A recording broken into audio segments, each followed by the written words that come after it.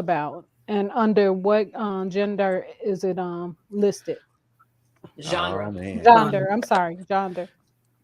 So my latest release, that release actually Monday. It is a book of poetry Oh. called Tapestry, the Interwoven Soul. So Mm. it is about pretty much me in a nutshell. I made myself extremely vulnerable about my experiences growing up, how I dealt with fatherhood, um, Mhm. how I dealt with loss, how I dealt with marriage and divorce, um, how I see myself now as opposed to how I saw myself as a child. It's it's a very, very deep dive into me personally. Okay. So I Would have you a question. I have a question. Okay, so you mentioned about divorce just a minute ago. So I Hmm. know you heard our hot topic of the day. We were talking about the Megan Good and Devon Franklin situation. So, what is your opinion on that? What do you think? Oof. I Coming from that kind mean, of situation, it sounds like that you've been through something, where you've been divorced. So, you I know, mean, it's I don't know. I mean, honestly speaking, because everybody's situation is different, Different. Yeah. mhm, and okay, because I divorced my spouse under the circumstances of why that I divorced her from, and to be transparent with folks, and just it was irreconcilable differences. okay, okay. But I don't know. Mm. Like I said, it seemed like she was blindsided by it, and She was. But she loved him though. You could tell she honestly loved the Yeah. man. That's what I. of That's course, and that's what I You- say. That's why Yeah, you can you honestly you can tell see that she she that's loved not him. what she wanted. nah. Hmm. But now she has to go through this painful, this Humiliation. long, this arduous process Yeah, that's gonna leave more battle scars, yeah, and now that's Hmm. probably gonna leave her with an opinion Yeah. or or a negative thought process, Yeah. and that's hmm, something that they both have to work through. Yeah. Mhm. Well, Because she abstained because she was trying to wait for the right person, and she thought that was the right person. And I still believe she believed that that's the right person. He just Exactly. have issues that he need to work out for why he filed for divorce. And Yeah. hmm. One young ladies asked, "Where did you grow up, and did you have life difficulties or experiences that you have added or used in your writings?" Oh man. So to answer that question, yes. So I grew up. I'm a native of Atlanta, Georgia. Grew up in Decatur, Georgia. So Decatur where it's greater. But Mm-hmm. my life experiences were quite a few, and I mentioned those earlier. Um, the first two books that I wrote were one of them was about domestic violence, and my it was loosely based upon my own personal experience with that.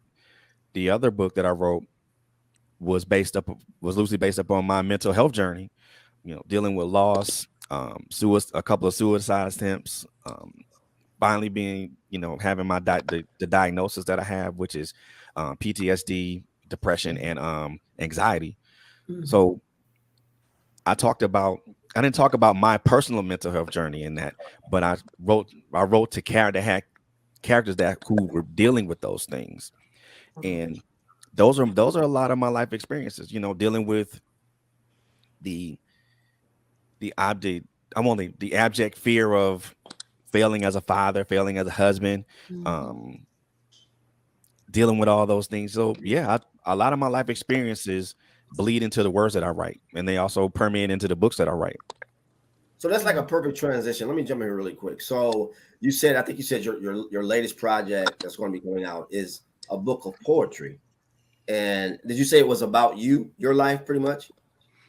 Yes, sir. Yes, sir. Okay. So my question is, how therapeutic is that for you at this stage in your life? Right. Yeah, that's a good question.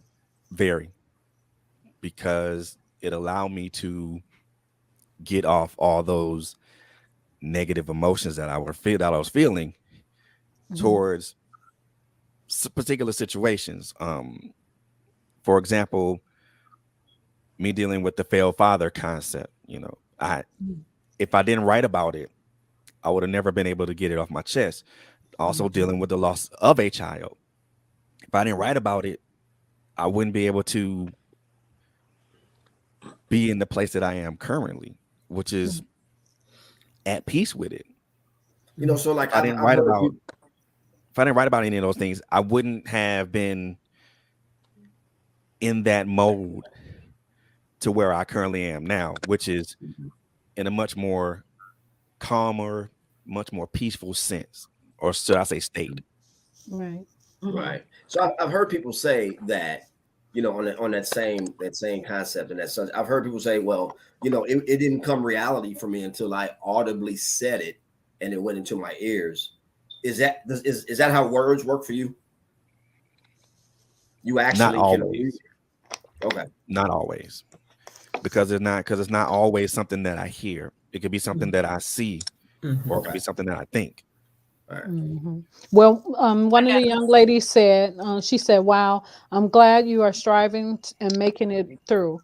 I am sorry for your losses.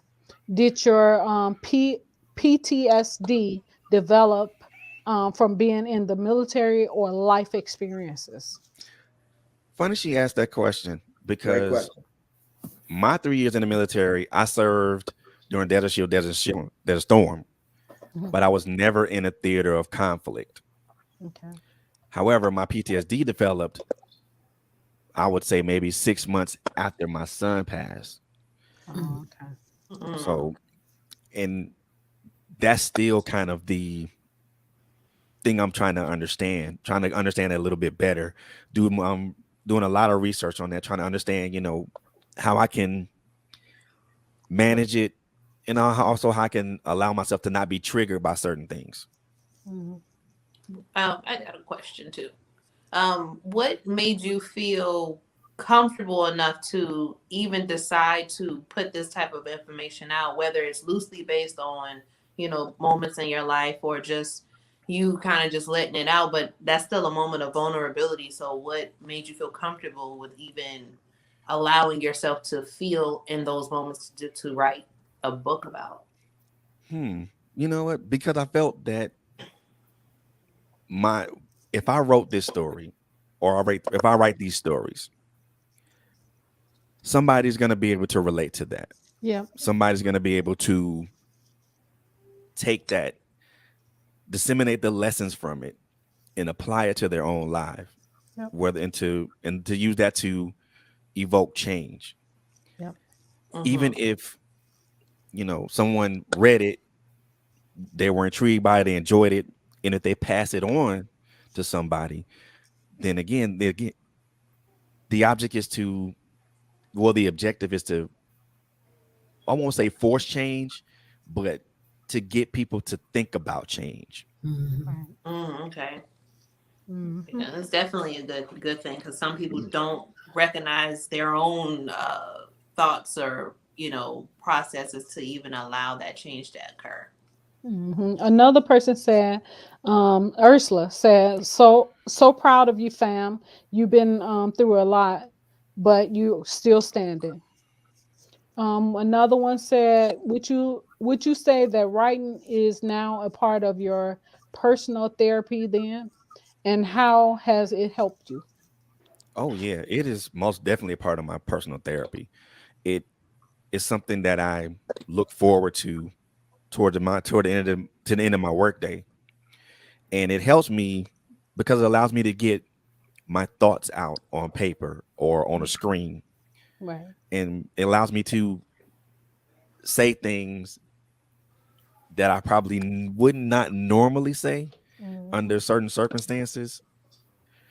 So it does, so it helps, and it's very therapeutic. And once I write those 2-3 pages, you know, whatever I'm feeling is gone. Whatever nervousness or negative emotions or anger or whatever, that's gone. Gone. Yeah. Then I can move on to the next subject or the next thing. So That's it's like awesome. releasing it on On paper. paper. Yeah, I exactly. mean, do you find yourself you know, once you write, you know, write something, how often do you go back, if at all,